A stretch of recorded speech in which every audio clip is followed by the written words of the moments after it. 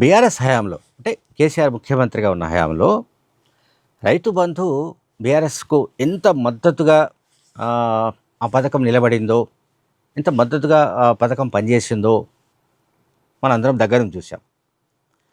రైతు బంధు కార్యక్రమమే, రైతు బంధు లాంటి ఒక వెల్ఫేర్ స్కీమే 2018లో రెండోసారి కేసీఆర్ ముఖ్యమంత్రి కావడానికి కారణమైందన్న విషయంలో ఎవరికి ఏ రకమైన డిస్ప్యూట్ లేదు. అంటే అంత కీలకమైన పాత్ర పోషించింది రైతు బంధు పథకం. అంటే రైతు బంధు అనగానే కేసీఆర్ గుర్తుకొచ్చే విధంగా ఆయన క్యాంపెయిన్ కూడా చేసుకున్నాడు.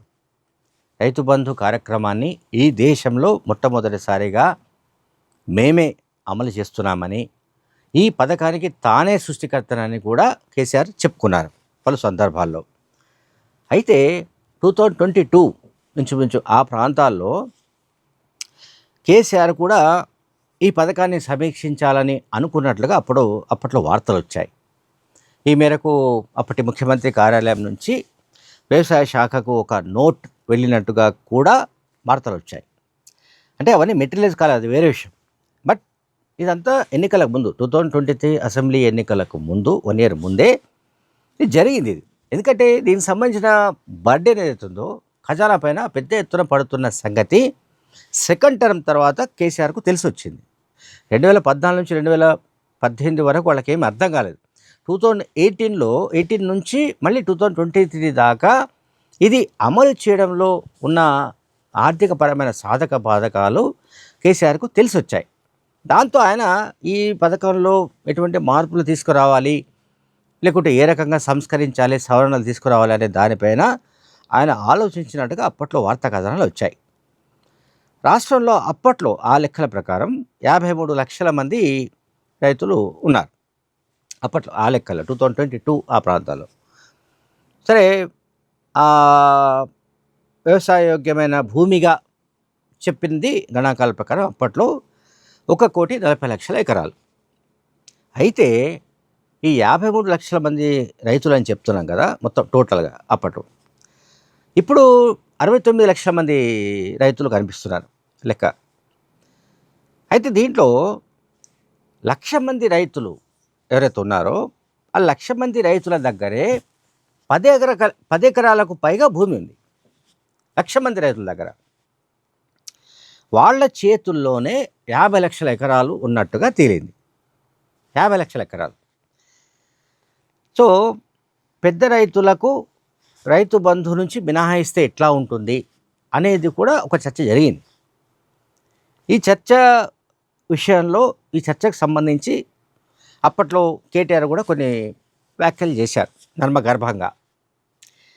సరే, కేసీఆర్ కూడా అటువంటి ఆలోచనలు చేశారు. సరే, అమలు చేయడంలో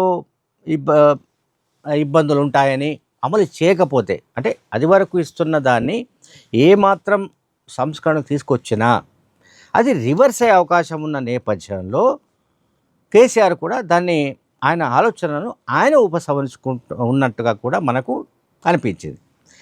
సో తాజాగా అంటే ఇటీవల 2024 ఐ థింక్ పార్లమెంట్ ఎన్నికల సందర్భంగా అనుకుంటాను, బహుశా కేసీఆర్ ఏం చెప్పారో ఒక్కసారి మనం విందాం. ఈయనేం చేస్తున్నాడు,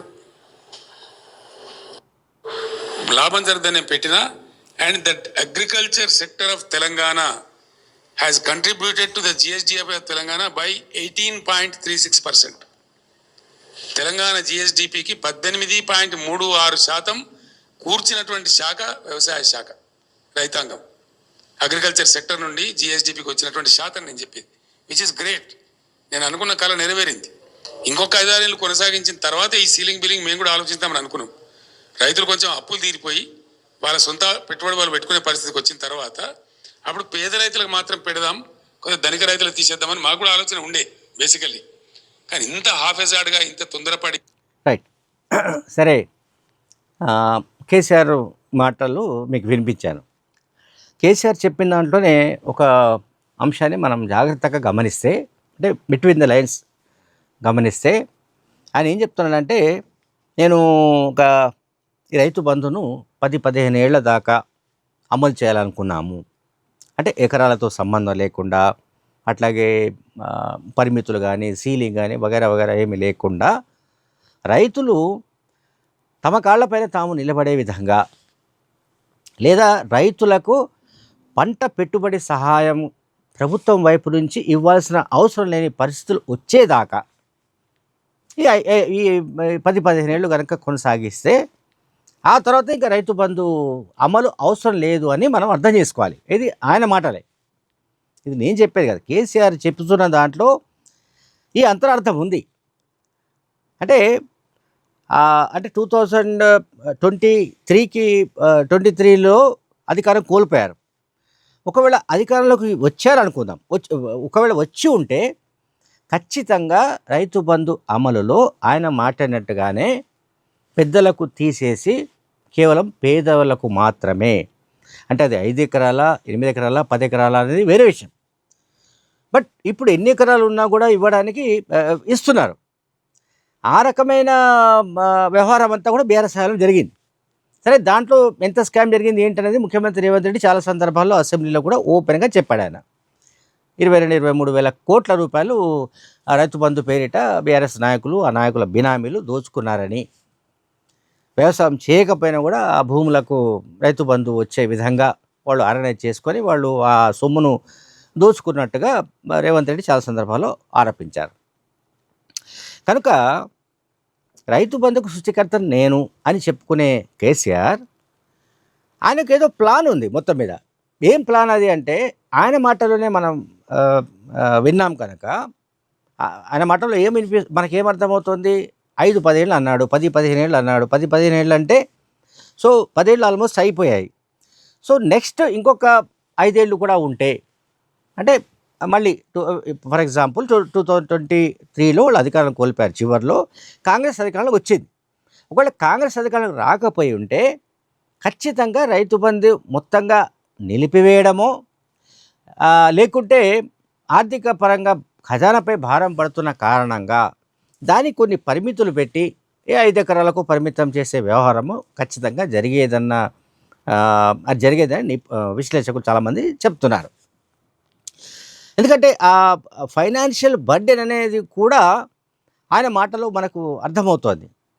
అంటే 10 ఎకరాలు పైన ఉన్న వాళ్ళే ఆల్మోస్ట్ మనకు 1,00,000 మంది పైగా కనిపిస్తున్నారు.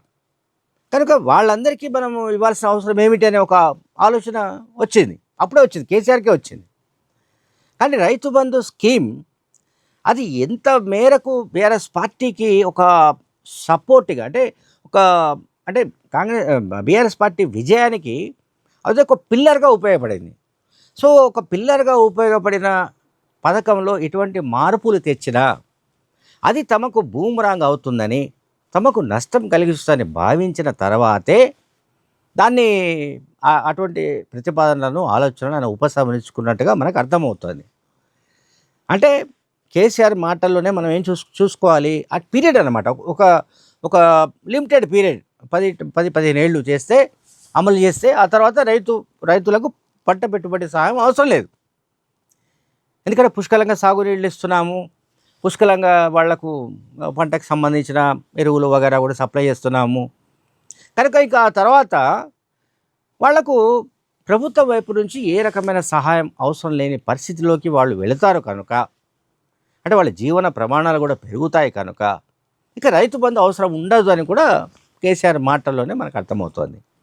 కానీ ఇప్పుడు వాళ్ళు ఏం మాట్లాడుతున్నారు, యాసంగిలో ఇంకా డిలే జరుగుతోంది, ఇంకా 10 రోజుల్లో 10-20 రోజుల్లో యాసంగి కూడా సీజన్ ముగియబోతుంది, ఇప్పటిదాకా రూపాయి ఇవ్వడం లేదు. ఇప్పుడు మొత్తం బీఆర్ఎస్ హయాంలో 9.5 ఏళ్ళు 10 ఏళ్లలో 8 లక్షల కోట్లకు పైగా అప్పులు చేసిన అపకీర్తి కేసీఆర్కే ఉంది. ఆ అపకీర్తి అట్లా పెట్టుకొని ఇంకోవైపు ఏమో రైతు బంధు ఎందుకు అమలు చేయడం లేదు, లేకుంటే ఫలానా స్కీమ్ ఎందుకు అమలు చేయడం లేదని ఓవైపు కేటీఆర్, ఓవైపు హరీష్ రావు వీళ్ళందరూ కూడా పెద్ద ఎత్తున విమర్శలు చేస్తున్న విషయాన్ని కూడా మనం ఇక్కడ అర్థం చేసుకోవాలి. Thank you very much.